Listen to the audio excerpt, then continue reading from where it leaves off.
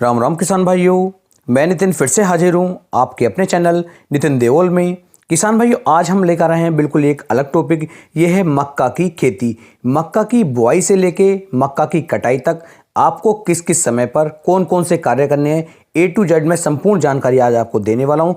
खाद किस तरीके से डालने हैं, कौन कौन से स्प्रे करने हैं, कितनी सिंचाइयाँ करनी है, कौन से बीज लेने हैं, किस समय पर ये काटी जाती है, यानी कि ए टू जेड कंप्लीट जानकारी मैं आपको इस वीडियो में दूंगा। तो वीडियो को आप पूरा देखें जिससे कि आपको एक सही और अच्छी जानकारी मिल सके।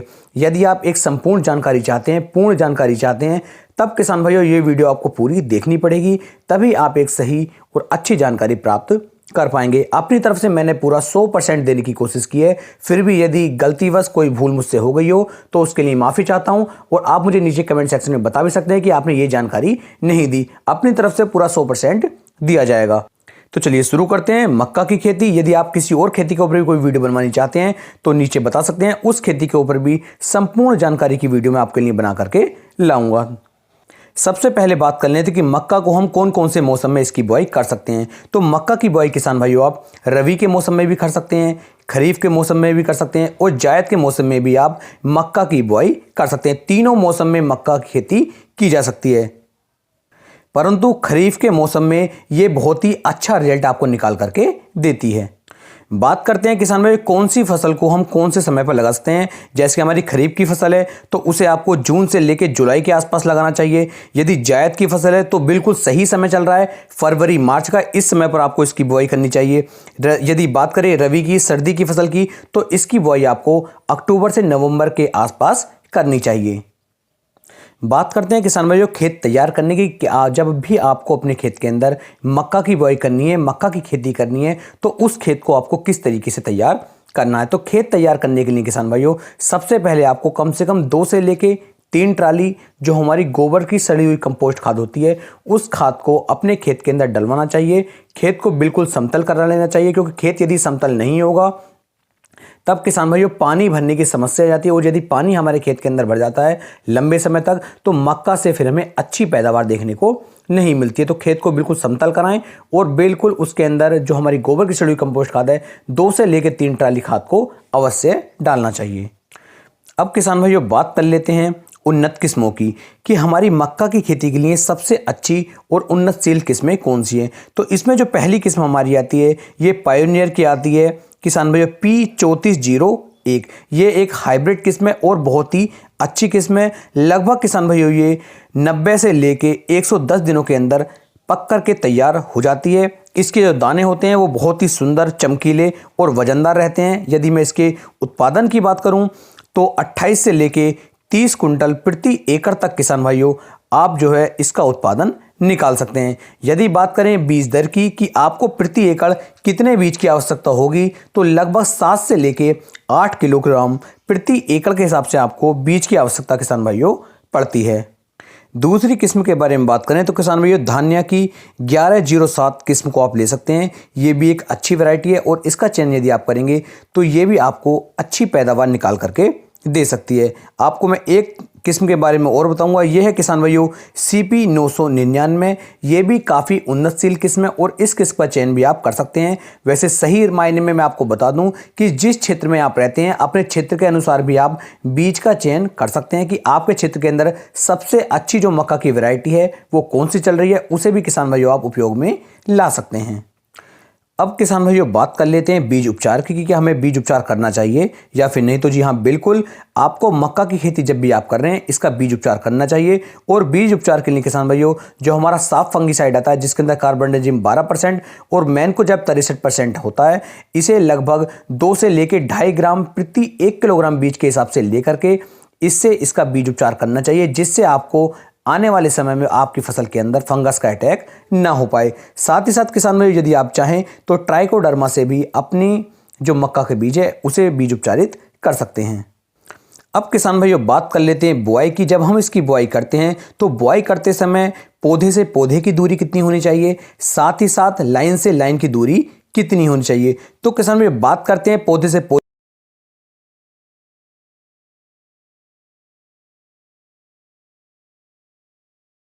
किसान भाइयों पौधे से पौधे की दूरी आपको लगभग पौधे से पौधे की दूरी लगभग 10 इंच के आसपास आपको रखनी चाहिए, जबकि लाइन से लाइन की दूरी आपको 1.5 फीट के आसपास रखनी चाहिए। ये बिल्कुल किसान भाई जो दूरी मैं आपको बता रहा हूँ बहुत ही अच्छी दूरी है, यानी कि पौधे से पौधे की दूरी 10 इंच और लाइन से लाइन की दूरी 1.5 फीट रहनी चाहिए।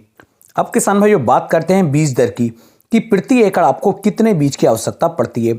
यदि किसान भाइयों आप देसी वैरायटी का चयन करते हैं तो लगभग 9 से लेकर 10 किलोग्राम प्रति एकड़ के हिसाब से आपको बीज की आवश्यकता पड़ती है। और यदि आप हाइब्रिड किस्म का चयन करते हैं और दूरी उतनी ही रखते हैं जितनी आपको मैंने वीडियो में बताई है, यानी कि पौधे से पौधे की दूरी आप 10 इंच के आसपास रखते हैं, तब किसान भाइयों आपको जो है लगभग 7 से लेकर 7.5 किलोग्राम प्रति एकड़ के हिसाब से बीज की आवश्यकता पड़ती है। तो इस तरीके से आप बीज का चयन भी कर सकते हैं। अब बात करते हैं बुआई के समय में कौन कौन से खाद की कितनी कितनी मात्रा लेनी चाहिए। तो सिंगल सुपर फास्फेट का यदि आप चयन कर रहे हैं तो आपको 100 किलोग्राम सिंगल सुपर फास्फेट लेना चाहिए। साथ ही साथ लगभग 35 किलोग्राम आपको यूरिया की आवश्यकता पड़ेगी और लगभग 30 से लेके 35 किलोग्राम जो हमारी म्यूरेट ऑफ पोटास होती है, पोटास की आवश्यकता पड़ेगी। और साथ में किसान भाइयों जो जिंक सल्फेट होती है, जिंक सल्फेट की आवश्यकता पड़ती है और जिंक सल्फेट की जो मात्रा आप लेंगे वो 8 किलोग्राम प्रति एकड़ के हिसाब से लेंगे। जिंक सल्फेट का चयन आपको किसान भाइयों 2 साल में सिर्फ एक बार करना चाहिए। जब आप अपने खेत की आखिरी जुताई कर रहे होते हैं उस समय पर जिंक सल्फेट को अपने खेत के अंदर डाल करके अपने खेत की आखिरी जुताई आप कर दीजिए। ये बिल्कुल ऐसा शेड्यूल मैं खाद का आपको बता रहा हूँ बुआई के समय का जो बिल्कुल सही है और जमाव में मक्का की पैदावार में कोई भी आपको कमी देखने को नहीं मिलेगी। बहुत ही शानदार पैदावार मक्का की फसल आपको निकाल करके देगी। अब किसान भाइयों बात कर लेते हैं निराई गुड़ाई की कि हमें निराई गुड़ाई किस समय पर करनी चाहिए।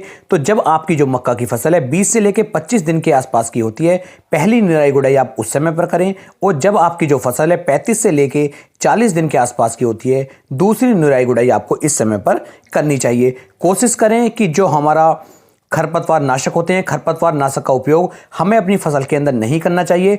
और यदि आप निराई गुड़ाई से काम चला सकते हैं तो निराई गुड़ाई की सहायता से, निराई गुड़ाई की मदद से ही खरपतवारों को आप खत्म कर सकते हैं। लेकिन यदि आप फिर भी रासायनिक खरपतवारों का उपयोग करना चाहते हैं तो उसके बारे में मैं आपको बता देता हूं। यदि बात करें खरपतवार नाशक की तो किसान भाइयों इफ्को कंपनी, इफ्को एमसी का आता है एट्राजिन 50% WP में। इसे किसान भाइयों आपको जो है 1 किलोग्राम प्रति एकड़ के हिसाब से इसे खाद के अंदर मिला करके आप नीचे डाल सकते हैं। इससे भी खरपतवार खत्म हो जाते हैं।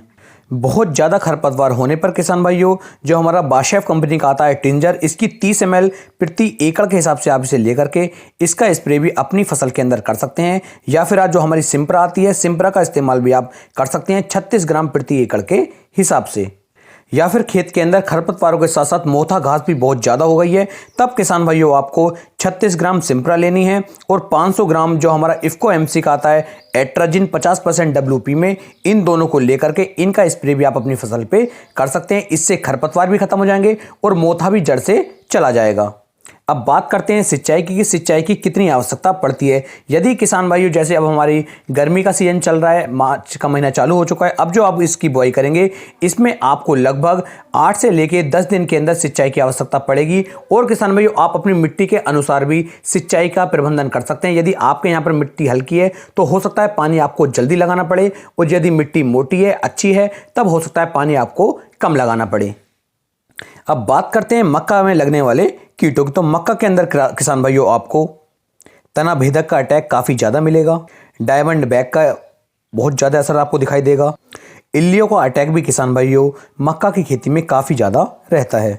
धब्बेदार तना भेदक कीट भी किसान भाइयों काफ़ी ज़्यादा नुकसान मक्का की फसल के अंदर करता है। कुल मिलाकर कहना यह है कि जितने भी तरह के कीट या जितने भी तरह के कीटों का अटैक या रोग हमारी मक्का की फसल के ऊपर लगते हैं, उन पर आप किस तरह से इनसे बचाव कर सकते हैं उसके बारे में आपको बता देता हूं। यदि सभी तरह के कीटों से आपको मक्का की फसल को बचाना है तो किसान भाइयों आपको उपयोग में लाना है इमामेक्टिन बेंजोएट। इसकी मात्रा आपको 110 ग्राम प्रति एकड़ के हिसाब से किसान भाइयों आपको लेनी है। और साथ में किसान भाइयों अदामा कंपनी का आता है बेराजाइड। इसकी मात्रा आपको 400 से 450 ml प्रति एकड़ के हिसाब से लेनी है और लगभग 180 से लेके 200 लीटर पानी के अंदर मिक्स करके आप इसका स्प्रे यदि अपनी फसल के ऊपर करते हैं तो सभी तरह के कीटों से आप अपनी फसल को बचा सकते हैं। जो 2 टेक्निकल मैं आपको बता रहा हूं, इमामेक्टिन बेंजोएट और अदामा का बेराजाइड, इन दोनों का इस्तेमाल मैं पिछले कम से कम 3 से लेकर 4 सालों से किसान भाइयों को करवाता हुआ आ रहा हूं और बहुत ही अच्छे परिणाम इसके देखने को मिल जाते हैं। अब कीटों के बारे में बात खत्म हो चुकी है तो बात कर लेते हैं फंगस के बारे में, क्योंकि मक्का की फसल के अंदर फंगस का अटैक भी बहुत ज़्यादा रहता है।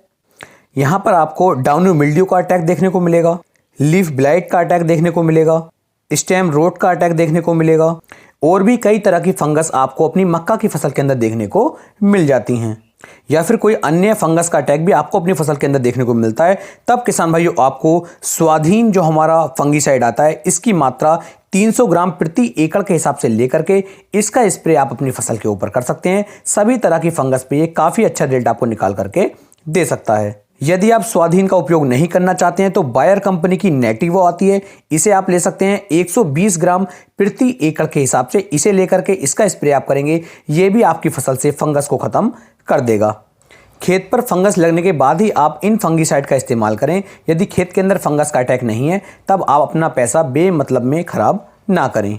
अब बात करते हैं किसान भाइयों पहले खाद की, कि पहला खाद आपको बुआई के बाद किस समय पर देना चाहिए। तो जैसे ही जो आपकी मक्का की फसल है लगभग 25 से लेकर 30 दिन के आसपास की हो जाती है, या फिर यूं कह लीजिए जब आपकी जो फसल है लगभग 1.5 से 2 फीट के आसपास की हो जाती है, उस समय पर आपको जो अपनी मक्का की फसल के अंदर लगभग 8 से लेकर 10 किलोग्राम कैल्शियम नाइट्रेट का उपयोग करना है। साथ में किसान भाइयों आपको NPK 19-19-19 जो हमारा घुलनशील खाद आता है इसकी मात्रा 4 किलोग्राम प्रति एकड़ के हिसाब से आपको लेनी है और इन दोनों को आपस में अच्छे से मिलाने के बाद आपको जड़ों के पास में अपनी मक्का की फसल के अंदर दे देना है।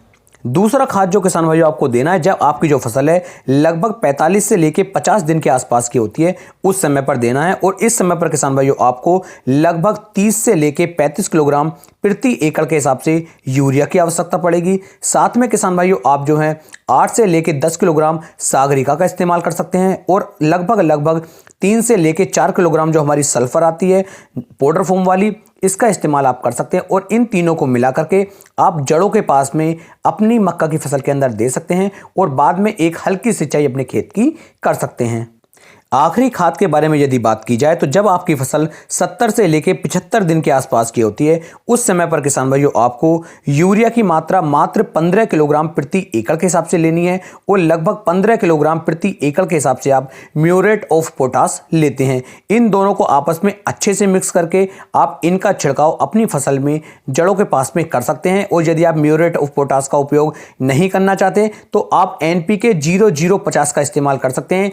इसकी मात्रा 5 किलोग्राम प्रति एकड़ के हिसाब से आपको लेनी होगी और इसे भी जड़ों के पास में देना है। ध्यान देना है कि किसी भी तरह के खाद का स्प्रे आपको अपनी मक्का की फसल के ऊपर नहीं करना है, क्योंकि इससे नुकसान हो सकता है। जो भी खाद, जो भी फर्टिलाइजर मैंने आपको बताए हैं उन सभी का इस्तेमाल आपको मक्का की जड़ों के पास में करवाना है। अब लास्ट में किसान भाइयों आपको बता देता हूं स्प्रे के बारे में कि आप यदि स्प्रे करना चाहते हैं और भी अच्छी और शानदार पैदावार चाहते हैं तो आपको कौन कौन से स्प्रे किस समय पर करने चाहिए। जब आपकी जो फसल है लगभग 30 से लेकर 35 दिन के आसपास की होती है, उस समय पर आप या तो किसान भाइयों NPK 19-19-19, सागरिका या फिर बायोविटा, इन तीनों में से किसी एक का स्प्रे अपनी फसल के ऊपर कर सकते हैं। या फिर यदि आप चाहें तो NPK 19-19-19 की मात्रा 1 किलोग्राम ले लीजिए और सागरिका की मात्रा 200 से 250 ml प्रति एकड़ के हिसाब से ले लीजिए और इसका स्प्रे आप एक 30 से 35 दिन की अवस्था पर कर सकते हैं। और दूसरा स्प्रे किसान भाइयों 50 से 60 दिन की अवस्था पर कर सकते हैं। यदि आप ये 2 स्प्रे और भी अपनी फसल के ऊपर कर देंगे तो ये आपकी पैदावार में 4 चांद लगा देगा और बहुत ही शानदार और अच्छी पैदावार ये आपको निकाल करके देगा। अपनी तरफ से किसान भाइयों पूरा 100% कोशिश की है आपको एक सही और अच्छी जानकारी देने की। जैसे ही आपकी जो फसल है पकने की तरफ चलती है और पक करके तैयार हो जाती है, आप इसकी कटाई कर सकते हैं, मक्का को काट करके फिर बेच सकते हैं। उम्मीद है जानकारी आपको काफी पसंद आई होगी। यदि वीडियो पसंद आई हो तो वीडियो को ज्यादा से ज्यादा किसान भाइयों तक शेयर करें और अपने भाई के चैनल को सब्सक्राइब कर लें। फिर मिलेंगे किसान भाइयों एक नई वीडियो में एक नई जानकारी के साथ। तब तक के लिए सभी प्यारे किसान भाइयों को राम राम जी।